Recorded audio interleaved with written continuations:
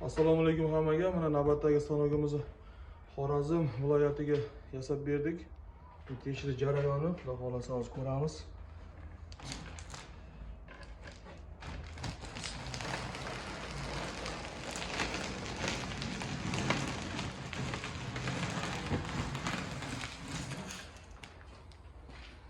Mana bu qolibimiz 75 ga 33.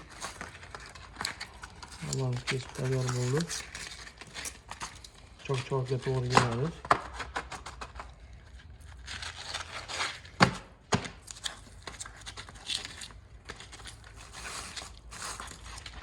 Endi shunaqa ustalar kerak bo'lsa aloqa chiqaverasizlar.